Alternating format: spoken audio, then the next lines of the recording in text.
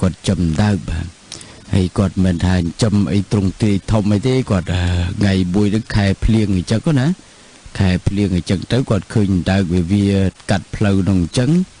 បាទកូនដើកមួយវាកាត់ផ្លូវនឹងអញ្ចឹងទៅហើយតាហ្នឹងក៏គាត់រឹសមកចិញ្ចឹមណាបាទគាត់ថែគាត់តមដាក់តគួនដាក់ចំណីចំណុកអីឲ្យវាស៊ីរហូតហើយដល់ពេលថ្ងៃមួយហ្នឹងចៅហ្នឹងក៏វាចាប់ដើកនឹងលេងវាចាប់ដើកនឹងលេងអញ្ចឹងទៅតាគាត់ប្រាប់ថាអើចៅឯងកុំទៅលេងដើកអីអញ្ចឹងណាហើយតាចង់ប្រាប់ចៅឯងថាដើកនេះអាយុវាវែងណាអាយុវារាប់ម៉ឺនឆ្នាំណាមិនមែនអាយុខ្លីដូចមនុស្សអញ្ចឹងទេដើកនេះគេថាអាយុវាដឹងតែរាប់ពាន់ឆ្នាំអញ្ចឹងហ្មងហើយដល់ពេលអញ្ចឹងទៅចៅនឹងក៏យកដើកនឹងយកទៅទុកក្នុងទ្រុងក្នុងអីក្នុងកន្លែងចិញ្ចឹមនឹងវិញយ៉ាងស្រួលហើយនិទានអំពីបានប្រហែលជា3ថ្ងៃក្រោយ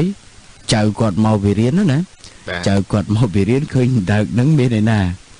ស្នុកនៅដោយស្នុកសាច់នៅដោយសាច់ប្រលះហ្មងបាទប្រលះហ្មងឃើញក្របនៅកញ្ចែងអីយ៉ាងស្អាតបាទនៅលើតុបាយណាហើយអញ្ចឹងទៅចៅរកឃើញអញ្ចឹងក៏យកដើកនឹងយកទៅបង្ហាញតាអើយតាអើយមិនបានដើកនឹងមិនក៏ស្លាប់បាត់ហើយអញ្ចឹងតាអីអញ្ចឹងទៅគេតាថាវានឹងអាយុ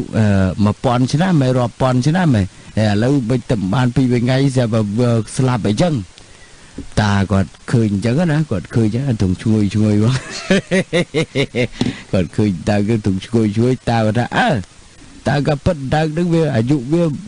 រាប់ពាន់ឆ្នាំវាដល់1000ឆ្នាំអីណោះហើយឥឡូវនេះវាគ្រប់1000ហើយបាទវាងាប់បាទនឹងវាគ្រប់1000ឆ្នាំថ្ងៃហ្នឹងបាទវាងាប់រឿងនេះក៏ចប់តែប៉ុណ្្នឹងទៅដែរបាទចៅជូនលោកតាលោកយាយពុកម៉ែនាងប៊ីរបស់យើង